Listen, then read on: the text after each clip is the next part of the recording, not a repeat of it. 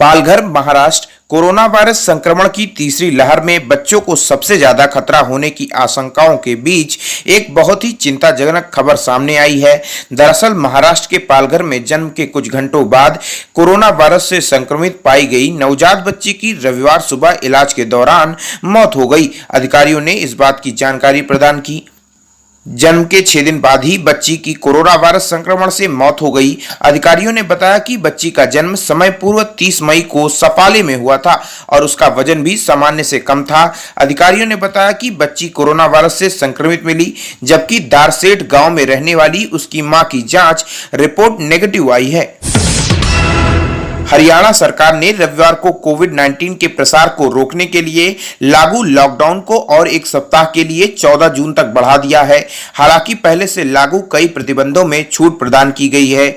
हरियाणा सरकार ने राज्य में कोविड प्रतिबंधों को 14 जून तक के बढ़ाने और कुछ शर्तों के साथ मॉल, रेस्तरां, बार और धार्मिक स्थल खोलने की इजाजत दी है। गोरखपुर, उत्तर प्रदेश पुलिस के विशेष कार्यबल एसटीएफ ने रविवार को मुठभेड़ में 1 लाख रुपए का इनामी अपराधी मार गिराया। पुलिस ने उसके पास से 32 बोर और 9 mm की 2 पिस्टल और 500 रुपए नगद बरामद किया।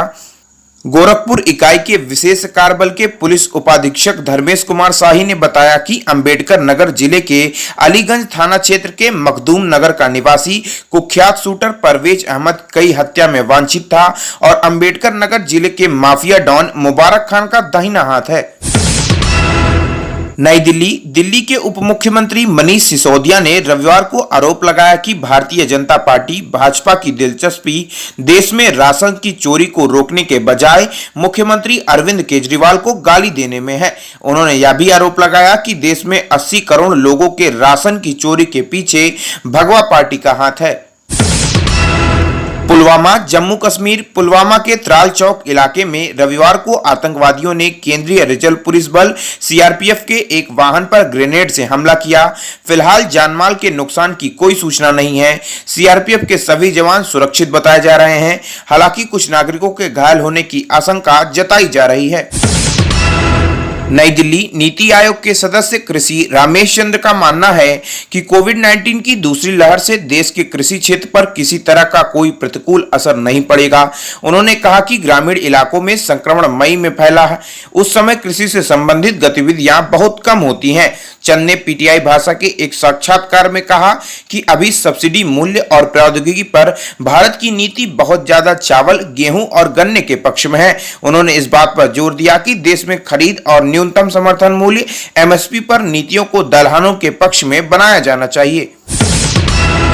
नई दिल्ली, देश में कोरोना संक्रमण की दूसरी लहर की रफ्तार लगातार कम होती जा रही है।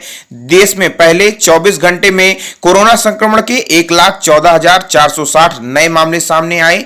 कहा जा रहा है कि ये प्रतिदिन सामने आने वालों में नए कोरोना मरीजों का ये आंकड़ा पिछले 2 महीनों में सबसे कम है। देश में पिछले 24 घंटों में कोरोना संक्रमण से उबरने वाले लोगों की संख्या 1,89,232 रही। हालांकि इस समय अवधि में 2,667 लोगों की कोरोना बीमारी के कारण मौत भी हो गई। एनसीपी प्रमुख शरद पवार दिलीप कुमार की सेहत का जायजा लेने हिंदुजा अस्पताल में पहुंचे। उन्होंने ट्वीट के जरिए अभिनेता के बेहतर स्वास्थ्य की कामना की। शरद पवार ने ट्वीट में कहा कि दिग्गज अभिनेता श्री दिलीप कुमार जी के स्वास्थ्य और उपचार की जानकारी के लिए खार के हिंदुजा अस्पताल गया था। वहां उनकी पत्नी और दिग्गज अभिनेत्री सारा बानो भी थी। मैं श्री दिलीप कुमार सिंह से शीघ्र स्वास्थ्य और अच्छे स्वास्थ्य की कामना करता हूं। कोलंबो, श्रीलंका की टीम ने आईपीएल की टीम पंजाब किंग्स के फिजियो बेट हार्प को टीम का नया फिजियोथेरेपिस्ट नियुक्त किया है। श्रीलंका क्रिकेट एलएससी ने बयान जारी कर कहा कि हार्प का कार्यकाल मई 2021 से अगले 2 साल तक रहेगा।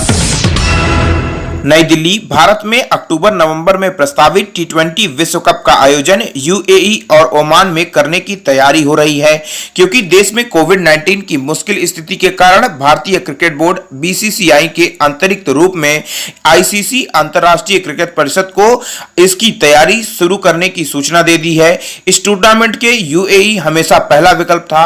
अक्टूबर के अंतिम सप्ताह में शुरू होने वाले विश्व कप में अब अबू धाबी, दुबई और शारजाह के साथ ओमान की राजधानी मस्कट में चौथे स्थल के रूप में जोड़ा गया है।